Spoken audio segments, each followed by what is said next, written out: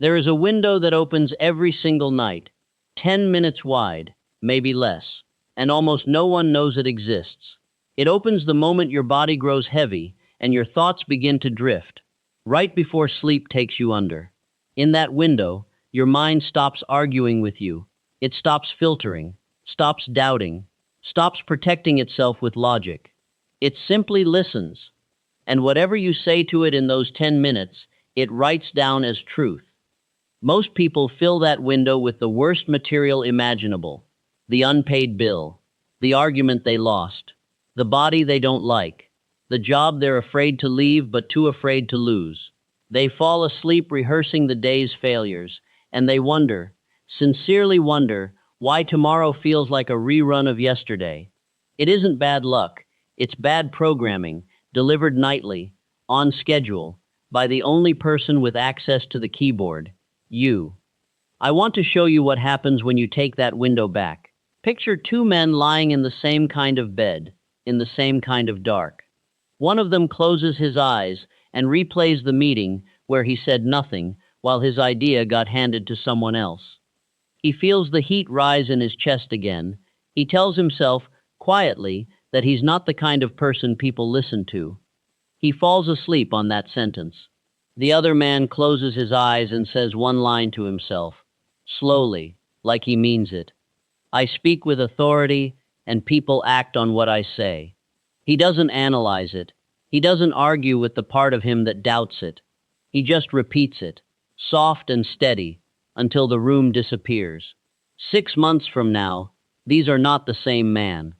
Not because one of them got lucky, because one of them spent 6 months feeding his mind evidence for a verdict he chose, and the other spent 6 months feeding his mind evidence for a verdict he was handed. This is the part nobody explains to you growing up. You are told to work harder. You are told to network, to hustle, to wake up at 5 and grind until dark. Nobody tells you that the version of you doing all that grinding was assembled, piece by piece, in the quiet minutes before sleep, using instructions you gave without realizing you were giving any. Let me be precise about what's actually happening, because precision is what makes this usable instead of just inspiring. Your conscious mind is a gatekeeper. All day it checks every idea against the evidence. Is this realistic? Is this safe? Is this who I am? That gatekeeper is useful. It keeps you from quitting your job because of a daydream. But it also keeps you locked exactly where you are, because it treats your current identity as the final word on what's possible for you. As you fall asleep, the gatekeeper gets tired and steps back. This is simple biology, not mysticism.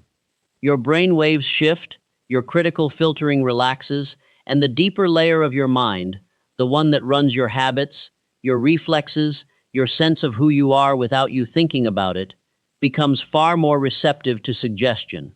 Whatever idea you handed in that drowsy stretch doesn't get interrogated. It gets filed as fact. That's why a worry rehearsed at midnight feels heavier than the same worry examined at noon. It's not actually bigger. You just handed it to a part of your mind that doesn't argue back. Now flip that mechanism around and you have the most underused tool available to any human being. Not motivation, not willpower. Instruction, delivered to an unguarded mind at the 1 hour of the day it can't talk you out of believing it. Stay with me here, because this next part is where people either change their life or close the video and forget everything I just said. The instruction you give yourself has to meet 3 conditions, or it does nothing. I learned this the hard way, by repeating vague hopes for years and wondering why nothing moved. First, it has to be specific. I want to be successful means nothing to your subconscious. It has no edges, no target, nothing to build toward. Compare that to, I close deals worth $10,000 by speaking with calm, total certainty. One of these is a wish floating in fog. The other is a blueprint with measurements on it. Second, it has to be stated as already true or already underway. Your subconscious does not process the future tense well.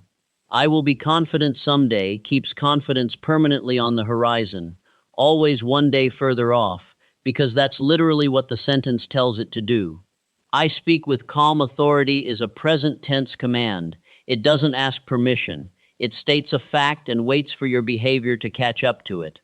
Third, it has to be repeated with feeling, not recited like a grocery list. A flat, bored mumble barely registers. Your subconscious responds to charge, to conviction, to the version of your voice you'd use if you actually meant it. Say it the way you'd say something you were sure of, even on the first night when you're not sure of it at all. I want to give you a real example of how fast this can move, because abstractions don't change behavior, specifics do. A woman I'll call Raina spent 4 years applying for promotions she didn't get. Smart, capable, overlooked every time. She told me her nightly thought, without realizing it was a thought she'd chosen, was some version of, "They'll probably pick someone else again." She'd been saying it so long it felt like realism, not prediction. We didn't change her resume, we changed her last 10 minutes of the day. One sentence. I am the obvious choice because I deliver what others only promise. She felt ridiculous saying it the first night. Said it anyway. Second night, still strange, still said it. By the third week, she noticed she was speaking up faster in meetings. Not because she'd decided to be braver, but because some quieter mechanism underneath her decisions had started treating boldness as normal for her instead of risky. 11 weeks later, she got the role. She told me the sentence didn't feel like a hope anymore by then.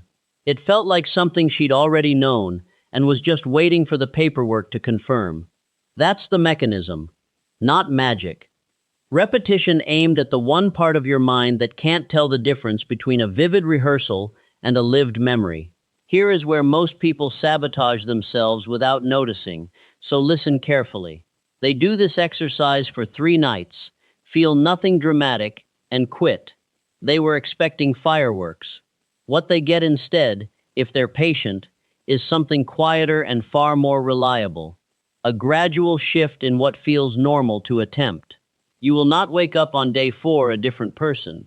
You will wake up on day 30 having said yes to something you would have flinched away from on day 1, and you won't even remember deciding to be braver. That's the whole trick. The change doesn't announce itself. It just becomes the new baseline, and the old fear starts to look like it belonged to someone else.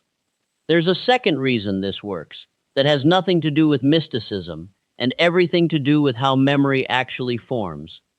Sleep isn't just rest. It's when your brain consolidates the day, sorts what mattered from what didn't, strengthens certain neural pathways, and lets others fade. Whatever occupies your attention right as that consolidation process begins gets disproportionate weight. It's not that your subconscious is some separate spirit waiting for orders. It's that the last input before sleep gets filed with unusual permanence. The same way the last thing you study before a test sticks better than what you reviewed first. You're not casting a spell. You're using the architecture of memory the way it was always going to be used by someone, whether they noticed or not. That's also why this method fails for people who treat it as wishful thinking instead of training. Wishing keeps the gatekeeper engaged. Some part of you stays aware you're just hoping, and that awareness blunts the whole effect. Training is different. Training says the sentence with the flat certainty of stating your own name. No pleading in the tone. No silent addendum of, if it's not too much to ask. Just the fact, repeated until your nervous system stops treating it as a request and starts treating it as a description of who you already are. I've watched people get this one piece wrong constantly. They choose a strong sentence and then say it like they're embarrassed to mean it, voice trailing off, eyes already half shut, no real attention behind the words. That's not repetition. That's noise that happens to contain the right vocabulary. The sentence has to land with the same weight as a decision, because that's exactly what it is. You are deciding, every night, who gets to keep being you tomorrow. Let me give you the actual method, stripped of decoration, because I'd rather you use this than admire it. Choose one sentence, not 3, not a paragraph, 1. Trying to reprogram 5 things at once dilutes all 5. Make it specific. Make it present tense. Make it something you could act on tomorrow morning if it were already true. Say it out loud if you're alone, or silently with full attention if you're not. Don't whisper it like an apology. Say it like a fact you're stating for the record. Repeat it slowly, 4 or 5 times, as your body settles and your eyes get heavy. Let it be the last thing your mind touches before the room fades. If a worry tries to crowd back in, and it will, especially the first week, don't fight it directly. Just return to the sentence. Worry loses its grip the moment you stop feeding it your attention. Do this every night for 30 days without switching the sentence. I know the temptation to tweak it, improve it, make it sound smarter. Resist that. A sentence repeated 30 times unevenly does less than the same sentence repeated 30 times in a row. Consistency is the entire mechanism. A new sentence every few days is 30 different half-finished instructions, not one completed one. And here's the detail almost everyone misses. Pair the sentence with one small daytime action that proves it true. If your sentence is about confidence, speak first in one meeting. If it's about money, send one outreach message you'd normally talk yourself out of. The nightly sentence builds the belief. The daytime action gives the belief a fact to point to. Without that pairing, you get a pleasant feeling and nothing else. With it, you get evidence, and evidence compounds. I think about Thomas Edison sometimes when people tell me this sounds too simple to work. Edison didn't run thousands of failed experiments because he had unusual tolerance for pain. He ran them because somewhere in his nightly thinking, failure had been refiled as information instead of verdict. He wasn't gritting his teeth through defeat after defeat. His internal account of what each failure meant had already been rewritten, probably long before most people would have called it deliberate practice. The outer persistence people admired was just the visible tip of an inner sentence he'd repeated until it became unconscious. You don't need his genius to use his method. You need his consistency, applied to something far smaller, 10 minutes, one sentence every night for a month. Let me also tell you about a man named Darius, because his story shows what happens when someone does this halfway. He picked a strong sentence, something about leading with calm authority, and he said it for exactly 4 nights. Nothing happened that he could point to, so he assumed the method was hollow and went back to scrolling his phone until he passed out, the way he had for years.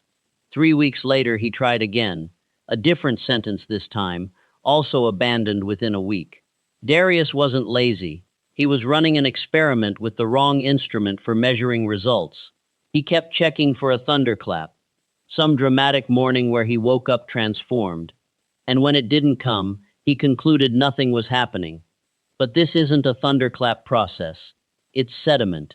Each night adds a layer too thin to notice on its own.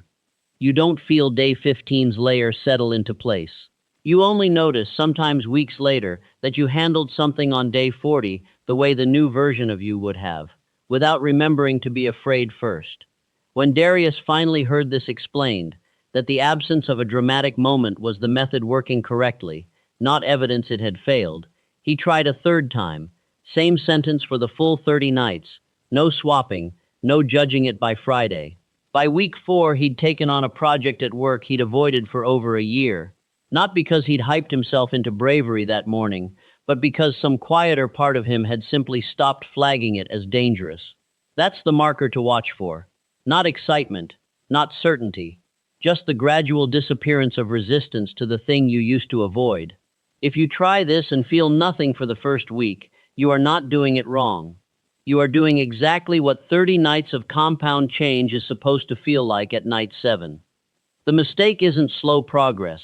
The mistake is mistaking slow progress for no progress and quitting right before the curve bends. There's also a specific moment worth preparing for, because it catches almost everyone around the 2-week mark. You'll be lying there, sentence half spoken, and a voice will surface that says something like, "This is ridiculous," or "You don't actually believe this." That voice isn't a sign of failure. It's the gatekeeper doing its job, noticing that something is changing and trying to flag it as unfamiliar. The instinct is to either argue with that voice or to agree with it and quit. Do neither. Just keep saying the sentence. You don't need to win an internal debate every night. You only need to keep repeating the instruction. the same way you'd keep walking toward a destination even while part of your mind quietly doubted the directions. The doubt doesn't have to disappear for the method to work. It just has to stop being the thing you obey. Let me say plainly what's at stake if you skip this. Every night you fall asleep without choosing your closing thought. You're not getting a neutral, blank rest. You're handing the pen to whatever thought happened to be loudest that day. Usually the criticism, the comparison, the fear. That thought gets filed as instruction, whether you meant it to or not. The mind doesn't take nights off from learning. It only stops learning on purpose when you decide what it's allowed to learn. So the real question isn't whether your subconscious will be shaped tonight.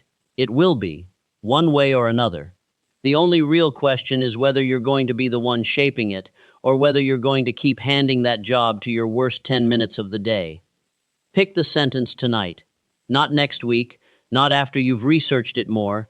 Tonight, while this is still fresh enough to act on instead of file away as something you meant to try. Make it specific. Make it present tense. Say it like you mean it, even on the night you don't quite believe it yet.